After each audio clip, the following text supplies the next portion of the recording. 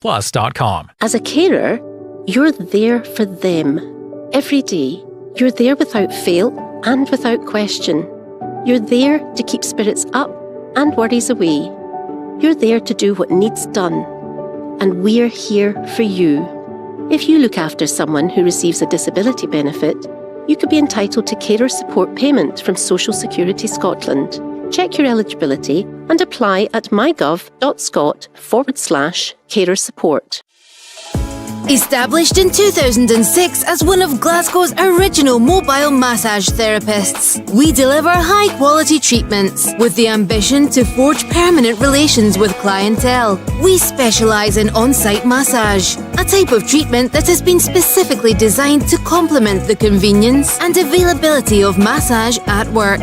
It is performed with the use of a specialist mobile chair, without the use of oils or the need to remove clothing. At Massage & Glow, we believe that massage should be a part of your everyday lifestyle. Regular massage not only relieves stress and tension, but also stimulates blood circulation, can help with pain management, and promotes good mental health. A must for your busy schedule. Various holistic therapies available. Contact us now on 07530 905 152 for your mobile massage therapist.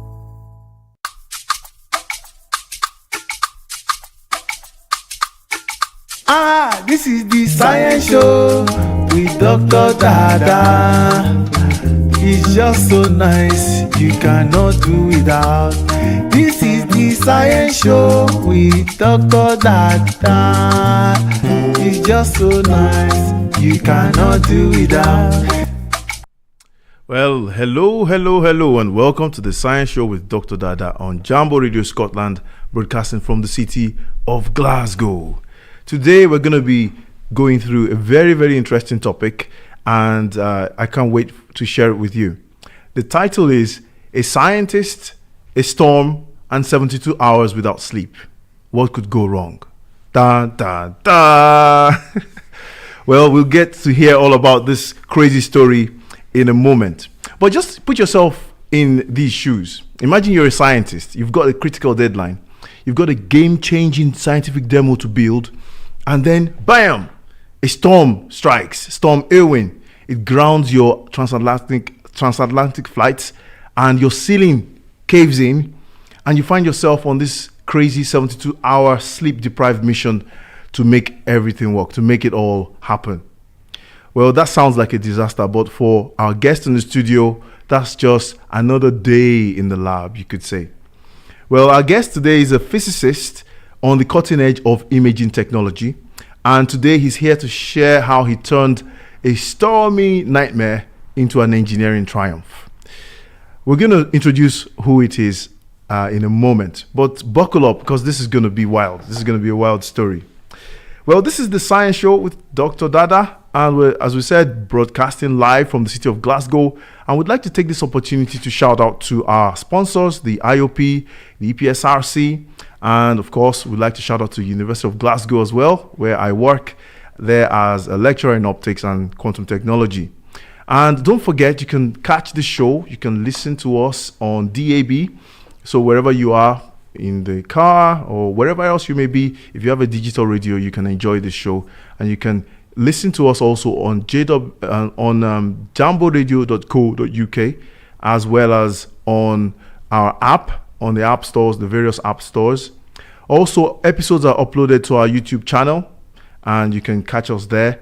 We're also live on YouTube, so if you have access to YouTube, you can get us and watch us in full color as well. So, without further ado, let's hear this story. But first, let's introduce our guest. Well, our guest today is none other than Dr. Peter Mekhail, also known as Simon. And we're so happy to have you in the studio with us today. Welcome. Just really happy to be here. Thanks for having me. Yeah, it's great. We're really in for a treat today, I can tell you that. So, Peter is a distinguished researcher, and he's specializing in low-light imaging, in quantum imaging, endoscopy, fiber communication, compressive sensing, image reconstruction, and machine learning. See? So I told you you're in for a treat. He's really, really very technically competent. And he currently holds the positions of Leverhulme Early Career Fellow and Lord Kelvin Adam Smith Research Fellow at the University of Glasgow. So really, really good to have you here. So let's start from the beginning. We'd like to get to know you a little bit. Sure.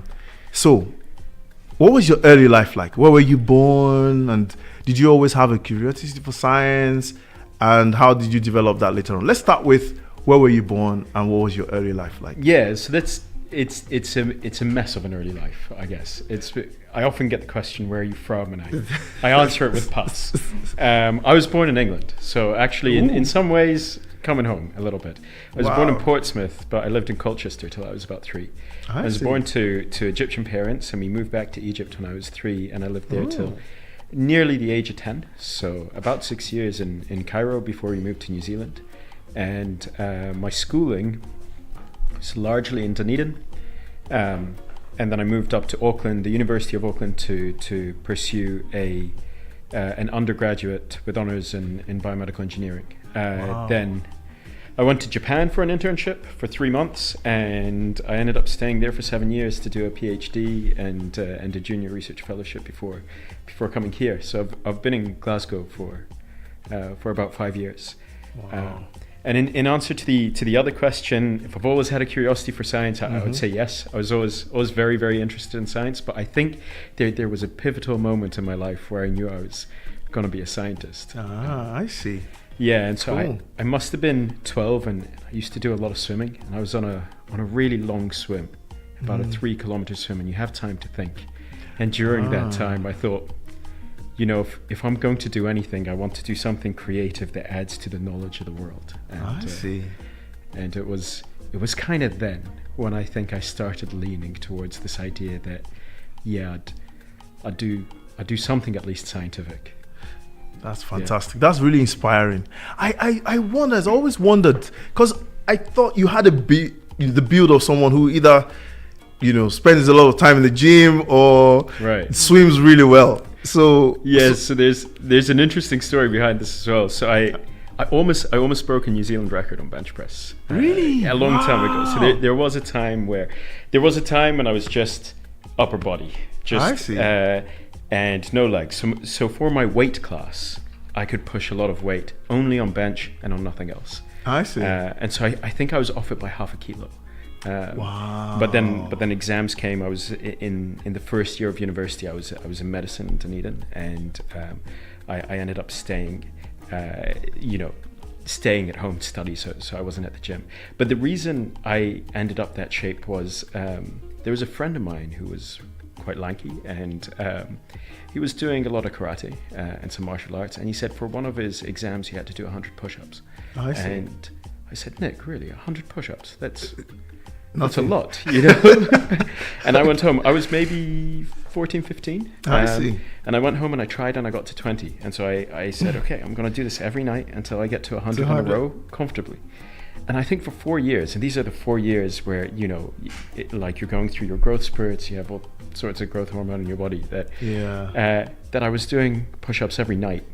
Pretty relentlessly. So I think that's kind of where that's likely where it came from. That and a lot of water polo, I guess. When I was younger. But wow, that's amazing. I used to when I was in Nigeria, I used to have a friend who also has that build, and he's like Olympic level, Olympic level swimmer as well. So you kind of reminded me of him, Oh, right. No way. Yeah. Okay, maybe it is the swimming then. That's, it could be, a bit of both, Yeah, a bit of both. Oh, that's nice. Yeah. So we're going to hear a little bit more about the moments that made you realize, oh, this is what I want to do. I want to be a scientist. Yeah. So you said it was something to do with the long swims that you did. So how long was each swim? Normally it wasn't this long. That particular one, it wasn't actually. We used to go for training 2 or 3 times a week, and in total you do something like about 3 kilometers of that. I see. But I think training was off for a while, and my parents were like, "You should go anyway because you don't want to you don't want to fall behind. And I went and I didn't come up, like, you do drills in different strokes and some sprints and things like that, but we didn't do any, I didn't do any of that. I just got in the water and started doing laps. And my goal was to hit 3 kilometers, but I mean, you lose count at that point. And so just every time I lost count, I took the smaller number. So I think I was maybe up to about 3.3 by the end of it. But you have this time, and during this time I started thinking, I was like, why am I doing this? It's exhausting, and it's kind of a little bit boring, if anything. I'm just going back and forth in a pool, like doing laps.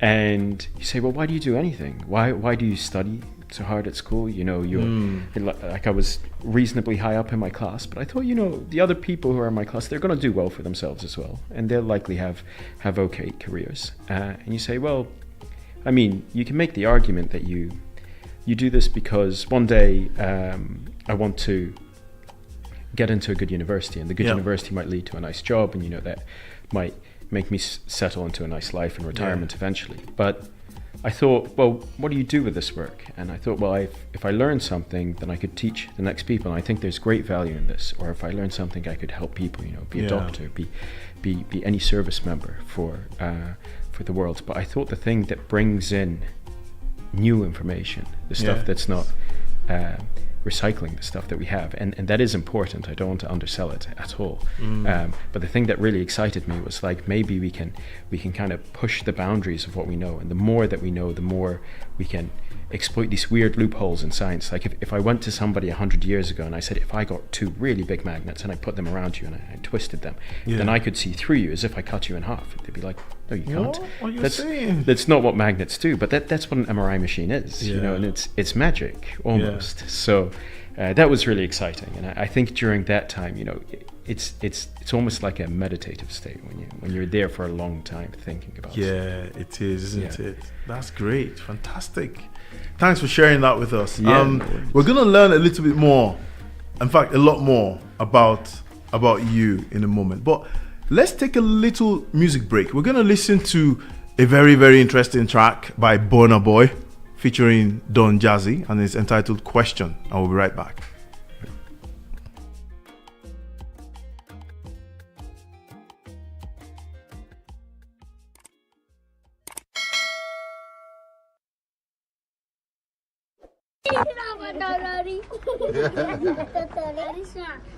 Oh yeah, this one. What's this?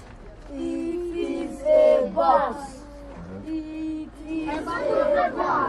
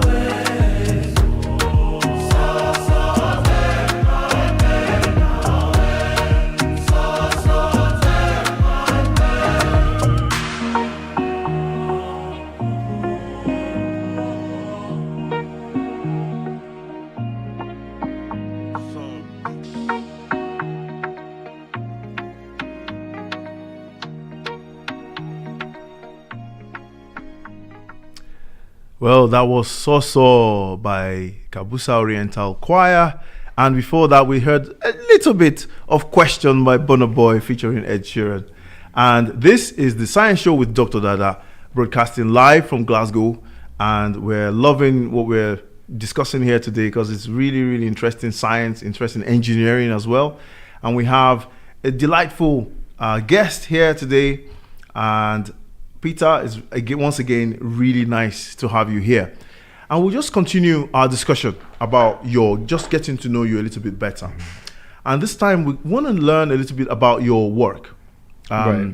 So your work is obviously at the cutting edge of imaging technology. But before we dive into that, could you just tell us what drew you specifically into this field? So it was actually a bit of an accidental thing. There were lots of things I was interested in, and there still are. Every aspect of science is exciting, you know. But I had a supervisor who he wasn't my supervisor. He was a co-supervisor for me in the end. But he commissioned a lab that would hire me as a PhD student. I see. To make a implantable endoscope into a mouse brain.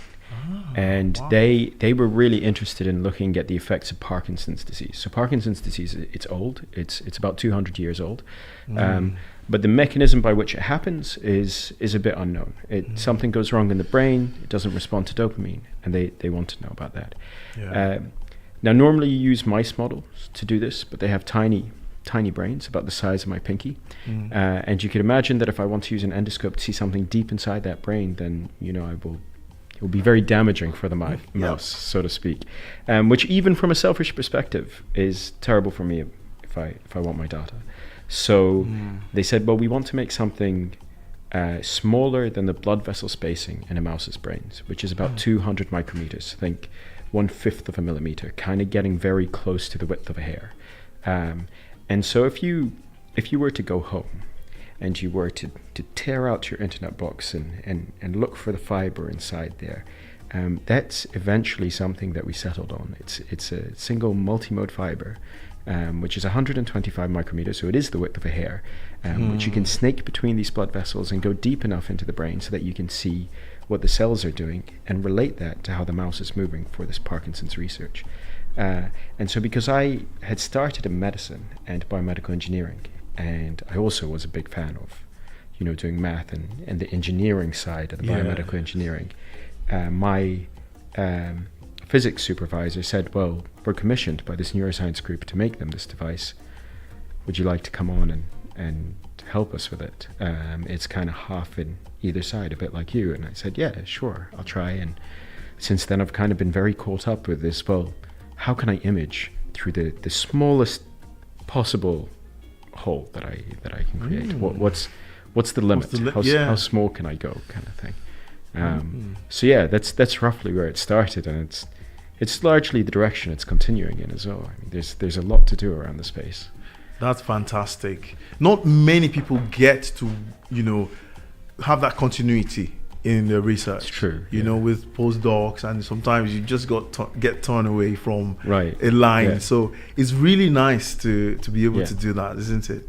Well, it's the common theme. There were branches that we went into that were a bit different. There was a little bit in cold atoms.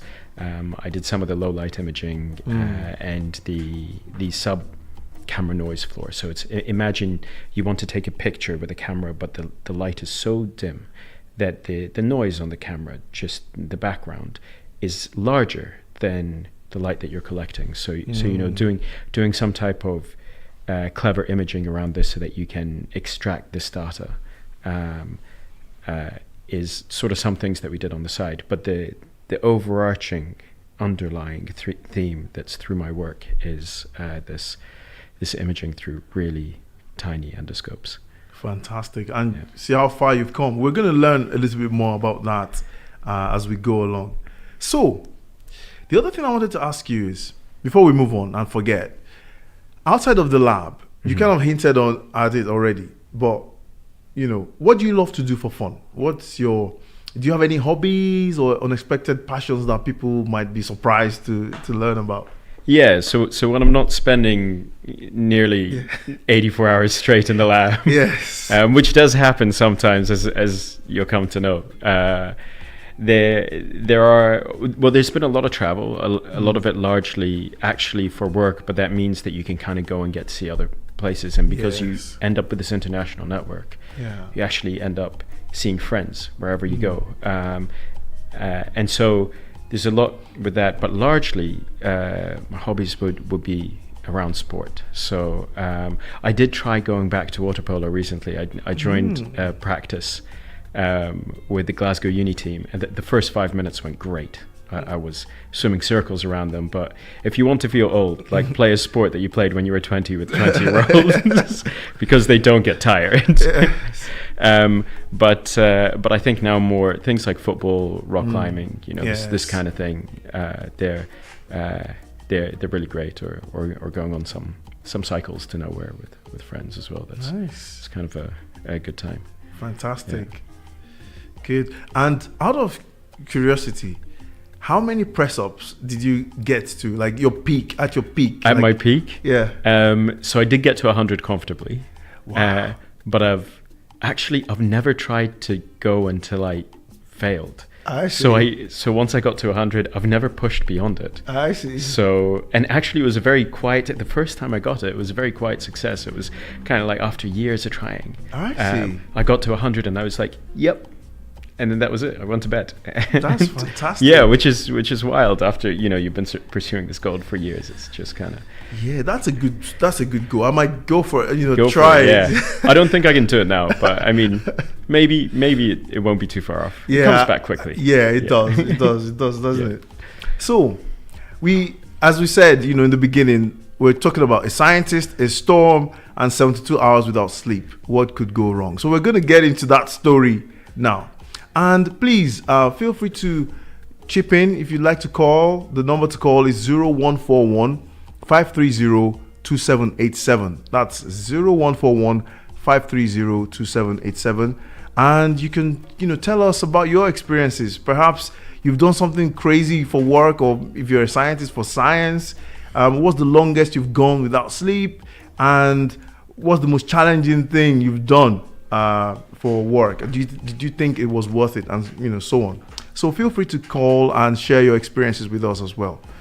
So now, over to you. The story. All right. So tell us the story. Yeah. What's this thing about 72 hours? What happened here? Right. So what happened was I was, as I said, lots of travel in this job, and I was away in New Zealand seeing some collaborators, which is great for me because it's also a trip for me home, and it means I swap a Glaswegian winter, which could be a bit biting, for a New Zealand summer. Nice. Which is very nice. So I was very pleased about that, but I come back and I have a conference in San Francisco coming up. And at this conference, I'm giving a talk, but also we're running a workshop. And the workshops generally run as like you have a demonstrator on the table. Yep. And, people can come and try it and you can talk about it. So I wanted to have this like, hey, look, we can image through a needle using this fancy holographic technique. Yep. And so I was talking to my boss and he said, well, what's the plan for the next month? And I said, well, we have this coming up. And so maybe all hands on deck, we build a new demo. Yeah. Because I need to take it there. And then we have investor meetings afterwards and they'll want to see it. And then on top of that, I was invited to Japan afterwards to give a seminar, to give a talk as a guest lecturer in a class there. And I said, hey, look, I'll be coming back from Photonics West, so I could come back over the Pacific and maybe I have the demo with me and I'll show it to you guys as well. So maybe I overpromised a little bit.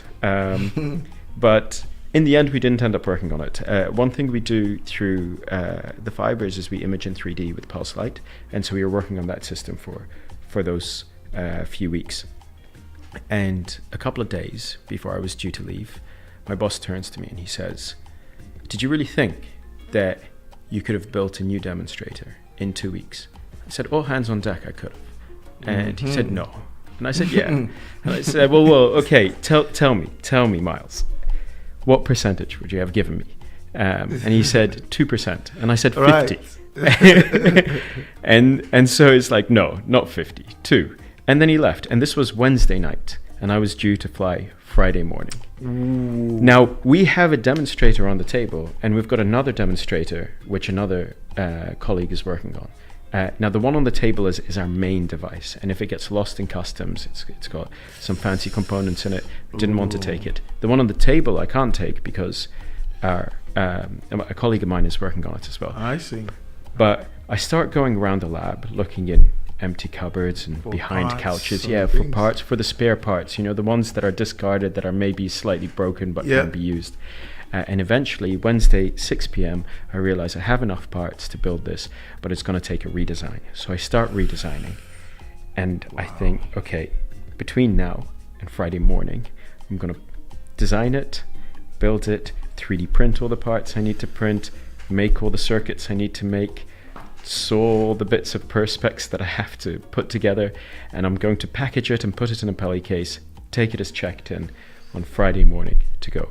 And so that whole night I was up, that entire night. And the next morning, people come into the lab, and I have not seen anything of the outside world. We live in a laser lab. Yeah. It's windowless, because it has Batman. to be dark inside. Yeah, exactly. Yeah. And so, a colleague of mine says, hey, there's a storm warning on the afternoon, in the afternoon on Thursday. So I've been up at this point maybe close to, I'd started Wednesday night, so that's when I count the 84 hours from. Yeah. But but I had been up at this point for nearly 30, I'd say. Wow. And so because I had the whole of Wednesday day I was awake for, and so Thursday afternoon he says there's a warning, and I say, well, how bad's the warning? He says it's about as bad as it gets. Yeah, exactly. It's a red warning, and I haven't been outside, so I think, as far as I'm concerned, the apocalypse could have happened. I wouldn't know. Yeah. And so Miles runs in, my boss, and he says, okay, my flight's been cancelled. I'm catching a train down to London now because they put me on an earlier one. And another co-worker of mine, he says, like, hey, look, my flight's been cancelled and we're moving further. Now, we're not on the same flight, so I checked my flight and it's still going. So I'm like, as far as I'm concerned, I'm building till Friday morning, because Friday morning I need to get on a plane.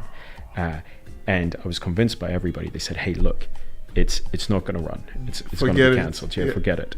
So I continue, and come Friday evening, I eventually get a message from the airline, and they say, hey, your flight's been cancelled. We put you on one on Saturday at noon. And I said, okay, that's fine. I keep working until 2 a.m, which is this is a godsend, because I wasn't ready, for sure. It was hard. 2 weeks was tough. Yeah. 2 days really tough. So 2 a.m, I head home and get up on Friday, and the storm is going pretty strongly. And we look across. We're on the top floor, and we look across at the building across from us. And we notice, they've lost some tiles from the roof. Oh dear. And we say, well, we hope we haven't lost any tiles from our roof. But as the day progresses, the rain starts coming through our ceiling, and so we put some buckets under it. And you're like, okay, maybe. Yeah, maybe we lost a couple of tiles as well. And I go back into the lab, and as I'm going, so I go in the afternoon after the main brunt of the storm is kind of dissipated a little bit. Go back into the lab, and the main road, Sabaria's road, is shut because of flying debris. Tiles of people's roofs falling onto the road, and a few that are around it. Eventually, I get back in. I start working on things, and it's strange when you're in this state, when you've been working for so long. There are things that you don't expect hurt that do, like your feet, because you've been standing for so long. But my hands as well. Like, look, in the process of doing this, there's electronics, there's soldering, there's a lot of cutting, a lot of screwing things, probably. And so I had stabbed myself, electrocuted myself, and burnt myself. But the thing that really actually hurt was the using a screwdriver, I kind of bruised my hands and my fingertips from all the unscrewing and screwing the tiny parts and trying to fit wires into the right places. And I can relate. really? Oh yeah. Oh, yeah. So you have a similar story to this? Well, yeah. There's so many. Yeah, stories, right. you Yeah. know, years of postdocs. Right. Have Yeah. all these kinds of. Well, it stories. does happen. It does happen. And so, but it does. I mean, so it's nice to know I'm not the only one, but it does eventually, like, you know, wear you down a little bit. It does. So I finish and I package everything up about 10. I run downstairs, take a shower, and a friend of mine comes to grab me in the car, and we sprint to the airport. I grab my bag. Wow. We get to the airport. I don't check in online because now I have 2 bags, so I have to see the desk. And this was on me. Maybe it was the shower. Maybe I should have just gotten on the plane a bit smelly. But Yeah, I was gonna ask, when did you? You know, because normally when I want to travel, I need some time to just get none of organized. that. Yeah. Oh no! Wow. Not this time. Yeah.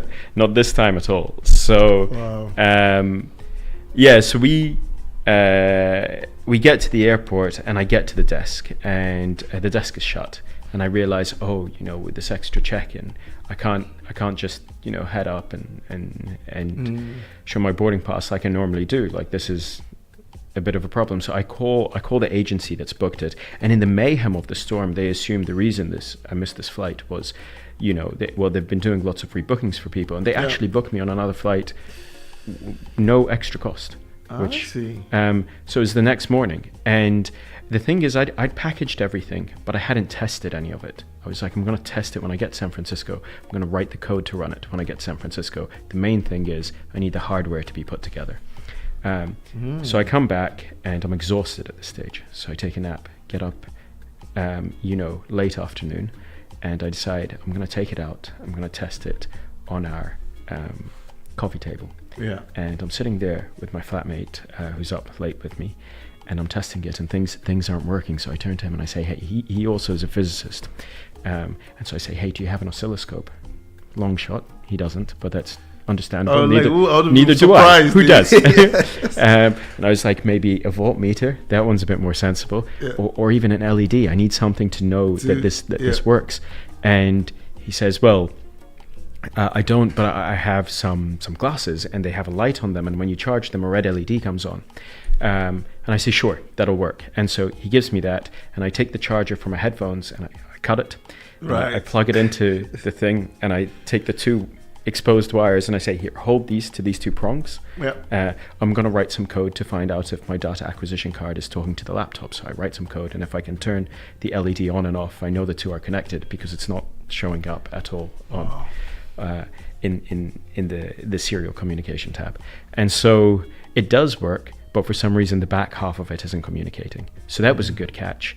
And I said, look, if it gets to 3 a.m, because my flight's at 8, if it gets to 3 a.m, we run back down to the lab, and I cannibalize a data acquisition card out of the good setup, because I haven't come this far. Yeah, for nothing. And so I'm sitting there, you know, working on the code, and my flatmate kind of gets up, and he's just standing in the corner of the room, staring at the ceiling, and he's like, "Oh, that's coming down." Oh no! And I said, "I don't think it's coming down." He's like, "No, can you see the sag? And it's tiny." Okay, let's let's keep that as a cliffhanger. Yeah. We'll hear about what happened next after the next music break. And it's again by Kabusa Oriental Choir, and it's Soweto this time. We'll be right back.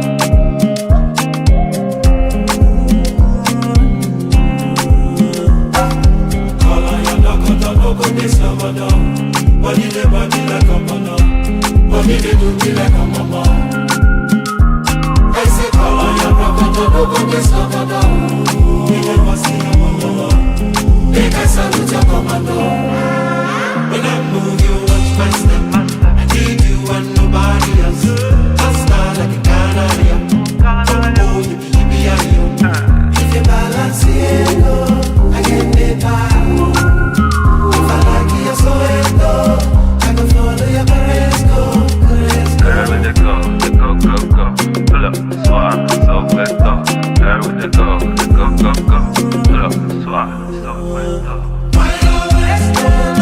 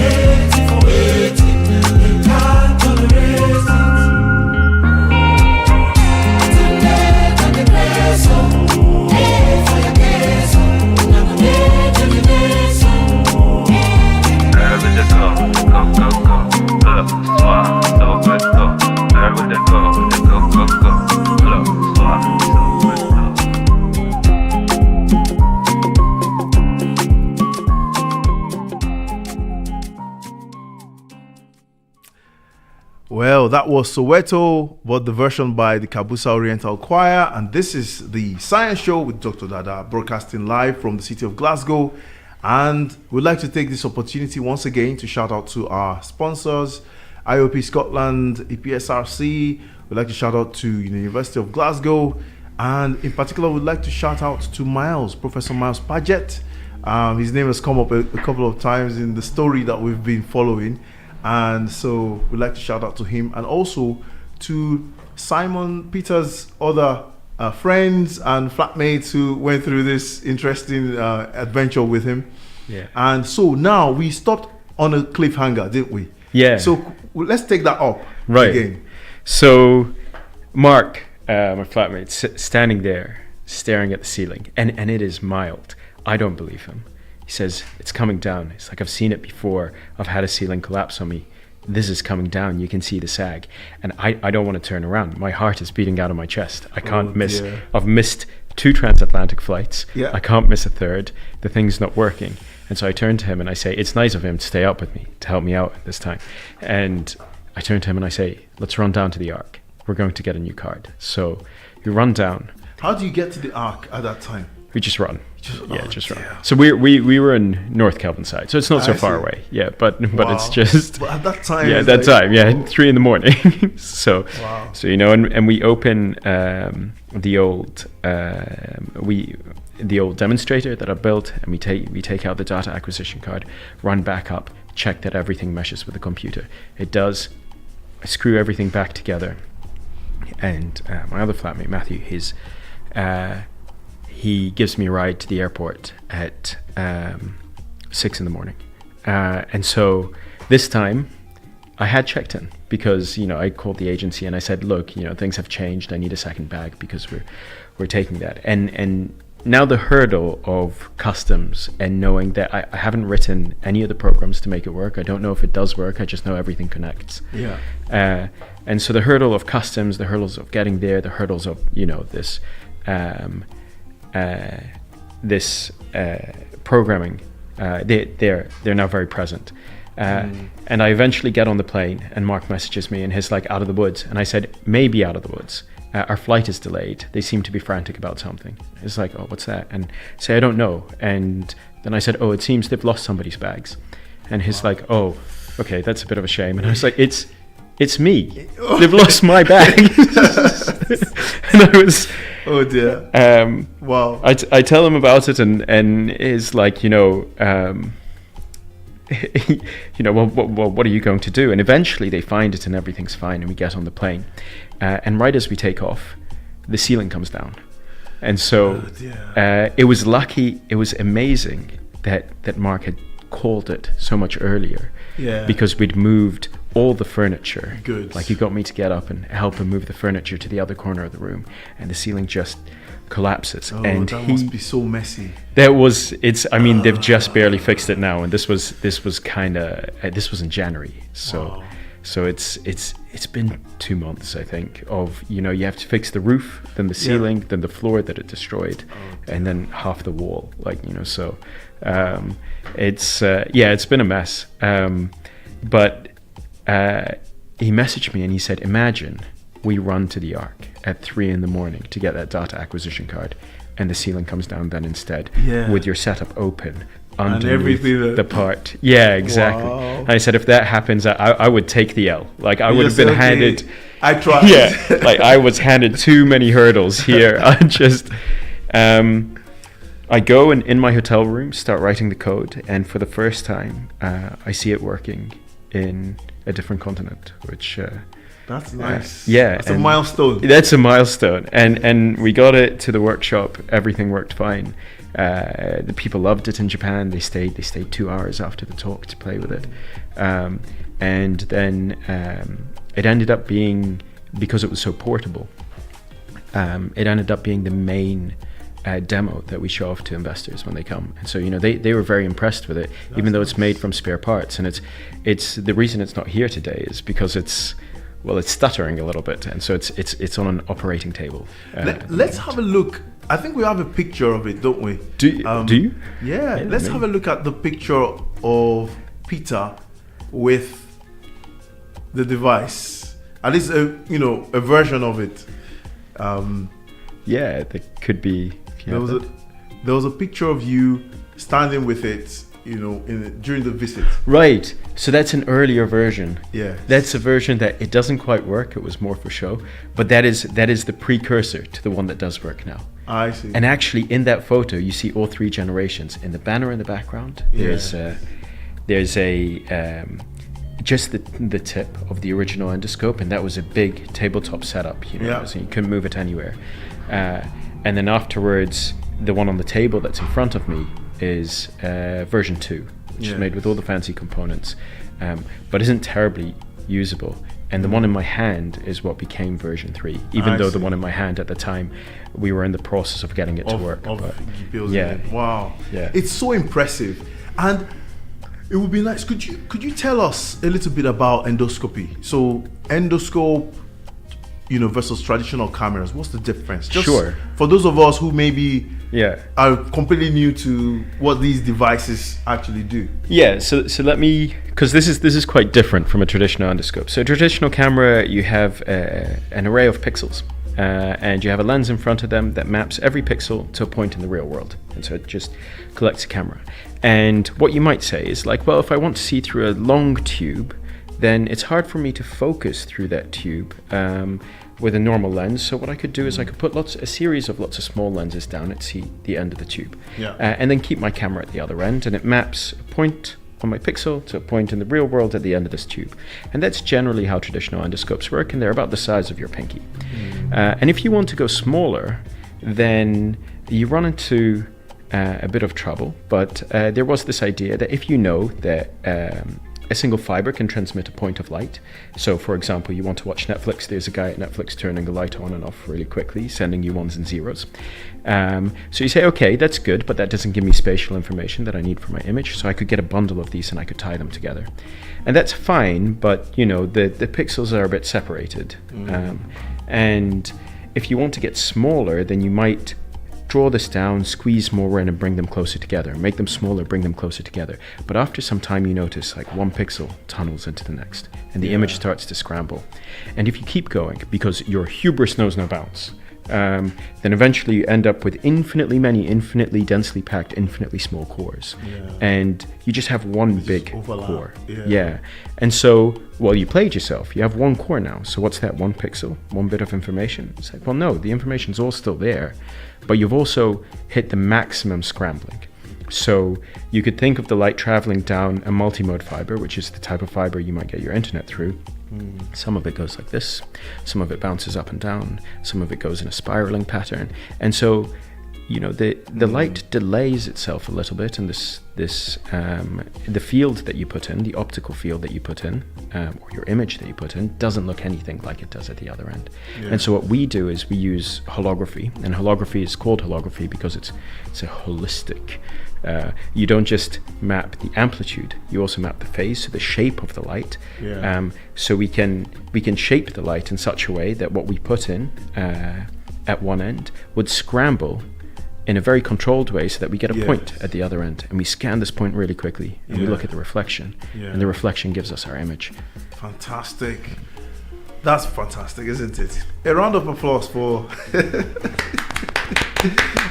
for Peter for breaking it down so nicely for us. Yes, that's it. And it's just amazing that you can build a working, not just a prototype, but a working sort of prototype of a device so advanced in just 72 hours. That's under extreme conditions as well, I might add. That's pretty remarkable. I told my friend this story, and he said, is this a movie? Yeah. Because why do the stakes just elevate like this? I mean, sure, you have a deadline. What's the storm got to do with it? Why miss all the flights? It was a very, very interesting. It's a very, very remarkable, and interesting story with the storm. It was really hyped, that storm, wasn't it? Yeah, it was. But it lived up to every piece of the hype. It did. It really did. It was really, really interesting time. Actually, you know what? Your work involves the use of so many tools, very advanced, physics and engineering. Oh, there it is. the image Oh, of yeah. you during that visit. So what kind of tools, just briefly, what kind of tools, techniques, software, what kind of things do you use on a daily basis? Right. So I think if you really wanted to make this and you kind of had a bit of a weird setup at your house, you can find most of the equipment to make one of these in your home. It's unusual, but the laser that we use, it's a 780 nanometer laser, and the reason they're popular is because they used to be the wavelength that's used for DVD read-write heads. So if you have an old DVD reader, you pull it apart, you take your laser out. I mean, you might need something with optical components. The thing that lets us do this holography is a DMD, which stands for a digital micromirror device, which is a lot of hundreds of thousands of mirrors that flip on and off. And you can find one of these in a projector, modern day projector. So if you have one of those at home, you can tear that open and find one of those. A lot of things being torn open, and then the final thing, which I mentioned before, is the optical fiber, which you might find in your wall somewhere. So so the main components you could find there. I mean, naturally, we're running things to certain specifications that are much higher than the stuff that you could find through there. But a lot of what we do, it's a relatively straightforward setup optically. It's not so different from a microscope, with something that allows us to do this phase shaping, which is the DMD. But a lot of what we do is programming, and so for that, our lab and Miles loves LabVIEW because it gives you a GUI. It's very user friendly. But you name a programming language, and I've probably dabbled with it at some point. But largely, do you love LabVIEW as well? Look, I promised myself I wouldn't fall in love. It's a business relationship. But I have a love-hate relationship with LabVIEW. It's good at some things, and I will give it that. But it's when some of what I do is high-performance computing. So I have a very nice gaming laptop, and I use the GPU in it to do a lot of parallel computing. And so when I was back on CUDA, typing in a void function, I was like, now I'm doing proper programming again. So it did give me that sense from LabVIEW. But so there's a lot of computational very nice finicky stuff. Very good. And very briefly as well, could you just reiterate what the applications are? Sure. For this device, or these kinds of devices? So the very first one I had, which I alluded to a bit at the start, was seeing deep in a mouse brain. And the reason you might want to do that is because with the best of will and the nicest 2-photon microscope you can have, you'll get about 1 millimeter into a brain before the scattering means you can't make an image. The photon is just gone in some weird direction. And so at some point you need an implant, and that implant has to be very, very small. And they really wanted to see with light, because the cells that you're looking at electrochemically, if you were to use electrodes, are the same, but some of them are inhibitory. So for Parkinson's disease, you want to make sure you do the right movement. If I throw you a ball, you move to catch it, but you won't kick. So you want to make sure you also inhibit the wrong movement. And this starts to break down. And so you want to look at which cells are firing when and relate this to the movement of the mouse. And so to do this, you need to distinguish between the cells genetically. And you can do that with optical labels. Quite hard to do it with electrical labels. I don't know if you can, as far as I'm aware. And so they were very interested in looking through a hair-thin endoscope optically. Some other places were, if you want to go very deep in the lungs, the real estate for a catheter that's going down in the lungs to do some type of drug delivery and biopsy, the real estate for an imaging system is tiny. So they said, well, we want something very, very small. Very small, yes. And so and there are a number of applications when you start saying, well, we're going to bring 3D into it, which is something that we did using pulsed light. So if you know the speed of light, you send out a pulse and you time it, and you see how long it takes to come back, and that gives you a 3D image through the needle. Fantastic. And to think it all happens at video rate as well. It is. That's it's remarkable. 7 Hz, Yes, I mean, there's so much we can learn, but I'm afraid it's time. It's drawing close to the end of the show. Yeah. As I promised. So I know what's coming. Yeah. So now what we're gonna do is we're gonna have a little wrap. Our STEM wrap of the week is gonna be very, very interesting. Yeah. I can assure you. So I've been on Rhyme Zone all morning because I heard you do this to your guests. Yes. So do you want me to go first? So there's this rap by Eddie. Shout out to Eddie and co. And it was a rap about jollof rice. Right. And fufu. And African food and whatever, what have you. Yeah. And what I've done is I've sort of written a little modification of that rap. Yeah. And changed it into a rap about photons and quantum and stuff. Yeah. So do you want to go first with a little rap, and then I can go with this later? Like, look, I'm easy. If we have a coin, we flip it, and oh, I don't have a coin on me. So why don't you go first? Right. All right. Yeah? Let's do it. Let's put it on. All right. So DJ, hit us with the with the beat. All right. Just gotta wait for the drums. Yes. Modes travel in fibers in complex ways to fix it with holograms offset with a blaze. While you measure amplitude, I got the phase, and the DMD scans through this fiber maze. Now the helium neon is starting to lace. To send your praise all days for this latest craze. Be shocked and be amazed at the image displays. Through the needle is thin, we control the rays and the phase delays, cause it's all the same if you focus in the Fourier or conjugate plane. Now this refrain, cause there's one more name in this laser game. It's Dr Dada. I want to thank the host who can boast the most for giving me this post. Comes to imaging, he's got the ghost, but that's ghost, not phantom. It's quantum. Yay! That was the P on the mic. Yeah, that was nice. That was really, really, really, really nice. Okay, is that an original? That's I just came up with it. All right. My managers will speak to you later. Really? Maybe we can get that released, So great. So I'll go with this one. I'll do the Eddie version, and then I'll do the quantum version. I'll see how it goes. All right. So once again, DJ, let's go.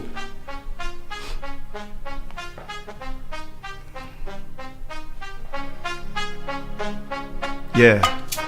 You're backing up the wrong tree. Fufu is on me.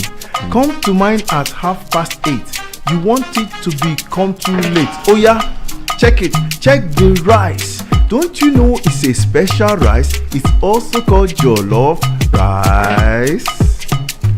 Yay! You burnt the stew. What are we going to eat the rice with? Are we going to eat it with food? Off. Turn the cooker off before you burn the jollof. Turn the cooker off before you burn the jollof. Listen, don't bring me beans. You can eat the beans in your mother's house. When you come to mine, bring some beef, you cook some stew. My friend, don't bring me beans. You can eat the beans in your mother's house. When you come to mine, bring some beef, we cook some stew, and so on and so forth. So that was Eddie Caddy's version. So this one is gonna be the quantum version. Thank you very much. Thank you. So let's listen to the quantum version. So let's back it up. Yeah. Okay, let's go. You are backing up the wrong tree. Quantum keys on me. Come to mine at 8:30. You want it to become too late. Oh yeah, check it. Check the light. Don't you know it's a special light? It's also called entangled light. Yay! You block the beam. What are we going to see the photons with? Are we going to see through electrons? Turn the laser off before you burn the detector. Turn the laser off before you burn the detector. Don't bring bright beams. You can use them beams in your old lab. When you come to mine, bring some qubits, we run Bell test. My friend, when you come to my lab, bring some qubits, we run Bell test. It's and so on and so forth. Yeah. There. Yeah. So, well, that's all time will allow us to go through today on the Science Show with Dr. Dada. We hope you had fun with us. We definitely did. And it was nice to have Simon Peter Mekhail with us in the lab. In the lab. Yeah, well, we're always in the lab, aren't we? Always in the lab. In the studio today. And with that, we would like to thank all our sponsors and all our listeners. And that's next time we'll see you from us. Good night. Good night.